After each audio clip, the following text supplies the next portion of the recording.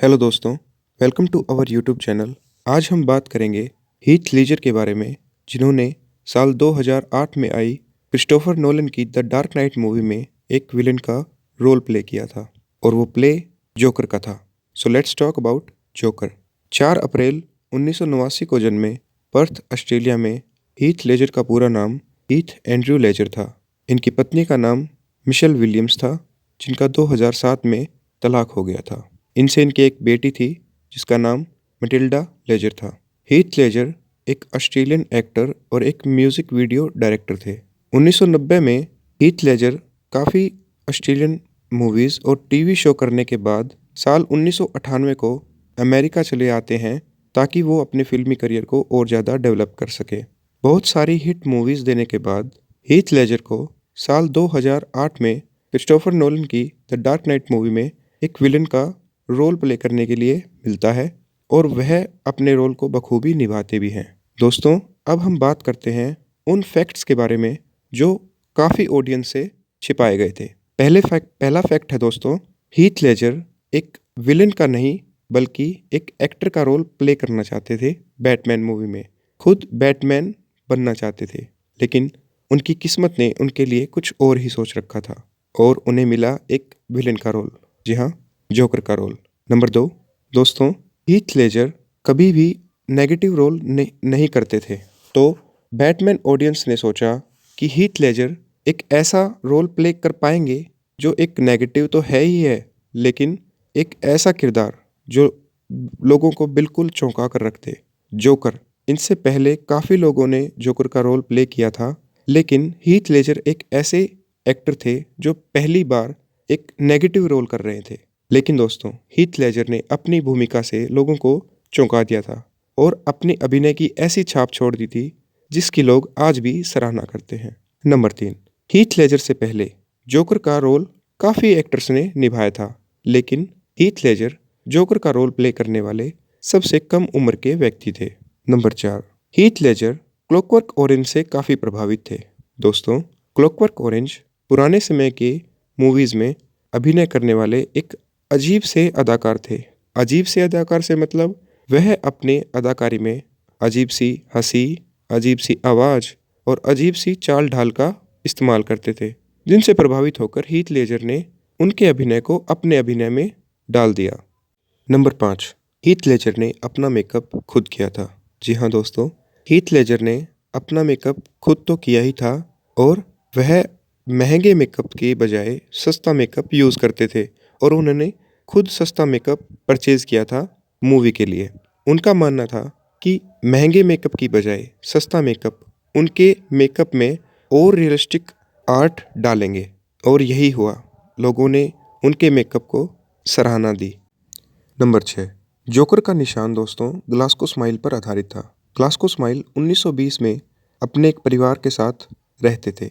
Glasgow smile और उसके परिवार को कुछ लोग बेहद परेशान करते थे दोस्तों, जिसकी वजह से ग्लास्को स्माइल परेशान होकर अपने होठों के दोनों तरफ कट मार लेते हैं और उनकी स्माइल इतनी भयानक होती है जिसकी वजह से जो लोग उनको परेशान करते थे वो उनको छोड़कर चले जाते हैं। इसी वजह से द डार्क नाइट मूवी के डायरेक्टर क्रिस्टोफर नोलन ने उनके इस कट को जोकर के कट में, जोकर की हंसी में डाल दिया था, जिसकी वजह से जोकर बेहद भयानक नजर आते थे और लोगों ने उन्हें पसंद भी किया। नंबर 7, अजीब व्यवहार।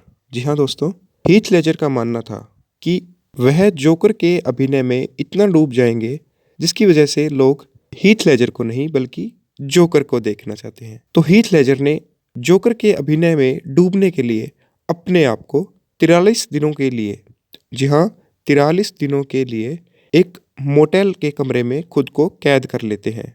ना किसी से बात करते हैं और ना ही किसी से मिलते हैं। इस दौरान वो जोकर के लिए पिछली काफ़ी मूवीज़ देखते हैं, शोज़ देखते हैं और काफ़ी किताबें भी पढ़ते हैं। दोस्तों, इसी वजह से हम सबको द डार्क नाइट मूवी में जोकर के किरदार के लिए हीथ लेजर इतनी अच्छी भूमिका निभाते नजर आते हैं। नंबर 8, दोस्तों, जब हीथ लेजर जोकर की भूमिका निभा रहे होते हैं तब वह अपने किरदार में इतना डूब जाते थे जिसकी वजह से वह इतना भयानक नज़र आते थे। जी हाँ दोस्तों, आपको पता है, अगर आपने मूवी नहीं देखी है तो आप देख सकते हैं। 2008 में आई क्रिस्टोफर नोलन की द डार्क नाइट, जिसकी रेटिंग 9 पॉइंट है, जिसकी रेटिंग 9.2 है आउट ऑफ 10। जी हाँ दोस्तों, ये मैं नहीं कह रहा, ये IMDb की रेटिंग कह रही है। और दोस्तों मूवी बहुत अच्छी है, आप देख सकते हैं उसमें जोकर का किरदार कितनी अच्छी तरह से हीथ लेजर ने निभाया है। दोस्तों दोस्तों हीथ लेजर की भूमिका इतनी अच्छी थी, जिसकी वजह से मूवी में काम करने वाले काफ़ी क्रू मेंबर्स उनसे डर जाते थे और काफ़ी तो अपने डायलॉग्स भी भूल जाते थे। जी हाँ दोस्तों, ऐसा ही एक वाक़या हुआ माइकल केन के साथ।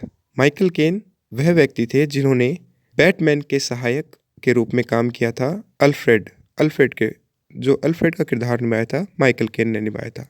तो माइकल केन अपने एक इंटरव्यू में बताते हैं कि वह जोकर के किरदार से इतना डर गए थे कि वह अपने खुद के डायलॉग भूल गए थे। देखिए दोस्तों, कितनी अच्छी तरह से अपनी भूमिका हीथ लीजर ने जोकर के रूप में निभाई थी। इससे हमें पता लगता है कि एक अभिनय में काम करने वाले एक एक्टर, अगर वो ठान लेता है कि उसको काम करना है, तो दोस्तों वो करेगा और इतनी अच्छी तरह से करेगा। ये हमें हीथ लेजर सिखाकर चले गए। सिखाकर चले जाने से मतलब मैं आपको बाद में वीडियो के बाद में बताऊंगा। नंबर 9 दोस्तों, मूवीज़ की कई क्लिप्स हीथ लेजर ने खुद शूट की थी। जी हाँ दोस्तों, जैसा कि मैंने आपको पहले बताया था कि हीथ लेजर एक एक्टर तो है ही, एक्टर तो थे ही, उसी के साथ साथ हीथ लेजर एक म्यूज़िक वीडियो डायरेक्टर भी थे। इसी के लिए वह क्रिस्टोफर नोलन को बता रहे थे कि मैं खुद कुछ क्लिप्स इसमें ऐड करना चाहता हूँ और कुछ क्लिप्स मैं खुद डायरेक्ट करना चाहता हूँ, जिसकी वजह से क्रिस्टोफर नोलन ने उनको इजाज़त दी थी कि वह अपनी कुछ क्लिप्स एडिट कर सकते हैं, डायरेक्ट कर सकते हैं और बना सकते हैं। दोस्तों, फैक्ट्स के साथ साथ अब मैं आपको बताता हूँ कि हीथ लीजर अपने नाम बेहद बेहद बहुत अच्छी भूमिका के साथ साथ इतने सारे अवार्ड्स उन्होंने जीते थे, जिनके नॉमिनेशंस 58 नॉमिनेशंस हीथ लीजर के नाम थे, जिनमें से 38 अवार्ड्स हीथ लीजर ने जीते थे। लेकिन दोस्तों दुर्भाग्य ऐसा था कि साल 2000 में I the dark night movie के बाद, रिलीज़ होने के बाद, एक न्यूयॉर्क के सोहो एक शहर है दोस्तों, आई थिंक हाँ सोहो ही है, न्यूयॉर्क यूनाइटेड स्टेट्स में उनकी मृत्यु हो गई थी। एक मोटेल के एक रूम में उनकी मृत्यु हो गई थी। और दोस्तों कारण बताया जाता है कि high over dose of drugs की वजह से उनकी मौत हुई थी। अब दोस्तों इसमें कितनी सच्चाई है ये तो हम नहीं जानते, लेकिन हम उनके काम के लिए यही कह सकते हैं कि उन्होंने अपने काम को बेहद अच्छे तरह से निभाया था। दोस्तों, उनके अवार्ड्स को लेने के लिए उनके परिवार के सदस्य, जैसे कि उनकी बहन, उनकी माता, उनके पिता अवार्ड फंक्शंस में जाते थे और अवार्ड रिसीव करते थे। उनके साथ साथ उनके अवार्ड्स को रिसीव करने के लिए मूवी के डायरेक्टर क्रिस्टोफर नोलन भी आते थे।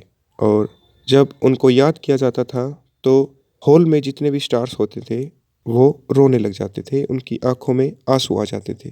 दोस्तों ये थी कहानी हीथ लेजर की, जोकर की। दोस्तों ऐसी ही कहानी के लिए आप मेरे यूट्यूब चैनल को सब्सक्राइब करें। फ्यूचर में भी ऐसे कंटेंट मैं लेकर आऊँगा। धन्यवाद।